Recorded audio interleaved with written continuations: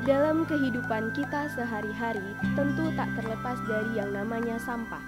Baik itu sampah yang dihasilkan oleh individu, rumah tangga, bahkan perusahaan yang berskala kecil hingga yang berskala besar.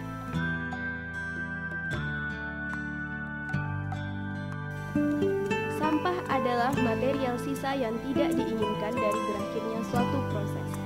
Sampah dapat membawa dampak buruk bagi kesehatan.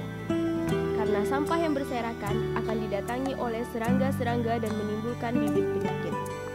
Pertambahan jumlah penduduk, perubahan pola konsumsi, dan gaya hidup masyarakat telah meningkatkan jumlah timbulan sampah, jenis, dan keberagaman karakteristik sampah. Meningkatnya daya beli masyarakat terhadap berbagai jenis bahan pokok dan hasil teknologi, serta meningkatnya usaha atau kegiatan penunjang pertumbuhan ekonomi suatu daerah, juga memberikan kontribusi yang besar terhadap kuantitas dan kualitas sampah yang dihasilkan. Meningkatnya volume timbulan sampah memerlukan pengelolaan, jadi hal ini pasti akan menarik untuk dibahas.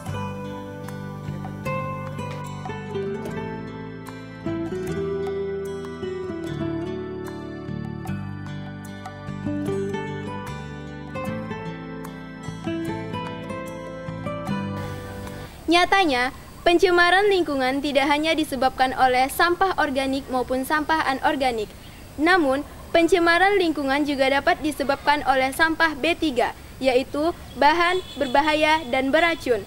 Salah satu contoh dari sampah B3 adalah limbah rumah tangga yang merupakan sampah hasil cucian, yang biasanya dibuang begitu saja di aliran-aliran air. Baiklah, kami akan menampilkan praktikum tentang pencemaran air, di mana ada dua wadah, wadah A dan wadah B, di mana wadah ini menjadi biota sungai, sedangkan ini limbah deterjen sebagai limbah rumah tangga. Nah, kita akan mencoba apa yang akan terjadi jika suatu ekosistem dicemari oleh limbah deterjen.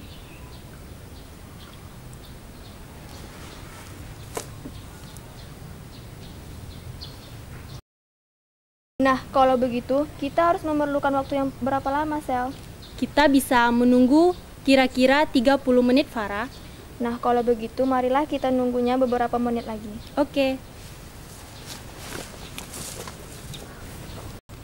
Nah, ternyata jika suatu ekosistem dicemari oleh limbah rumah tangga yang di dalamnya berisi zat-zat kimia berbahaya, akan mempengaruhi keadaan ekosistem tersebut.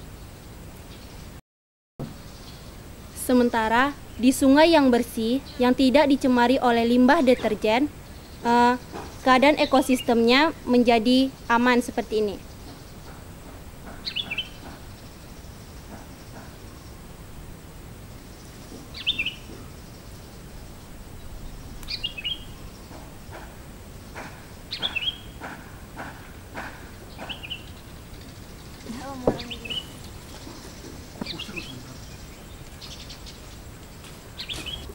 Ada berbagai macam cara yang bisa kita lakukan untuk menghasilkan air bersih. Dan cara yang paling mudah dan yang paling umum dilakukan adalah dengan membuat saringan air sederhana. Nah, berikut ini kami akan menjelaskan cara alternatif dalam membuat saringan air sederhana, di mana alat dan bahannya adalah arang, batu kerikil,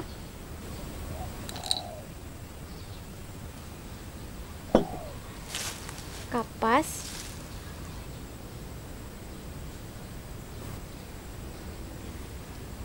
dan botol plastik.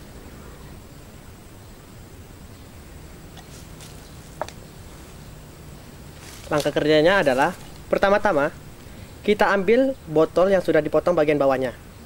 Kemudian, pada dasar botol tersebut kita isi dengan sebuah kapas.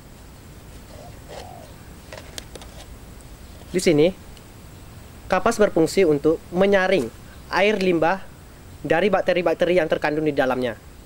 Kemudian, di atas kapas kita letakkan kembali kerikil.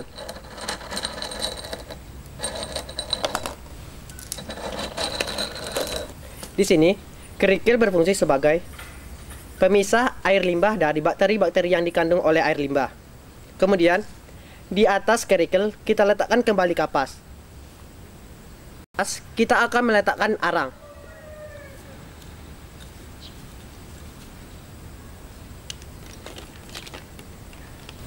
Arang ini berfungsi sebagai menyerap bakteri-bakteri dan partikel-partikel yang dikandung oleh air limbah.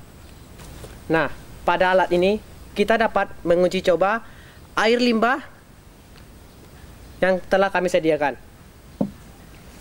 Nah, untuk mengetahuinya, kita akan menuangkan air limbah ini ke dalam alat penyaring sederhana.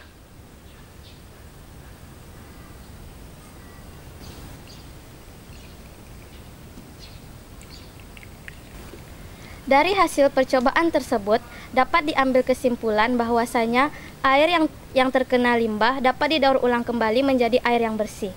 Nah, meskipun airnya tidak sejernih air yang bening, namun air ini tidak mengandung racun lagi.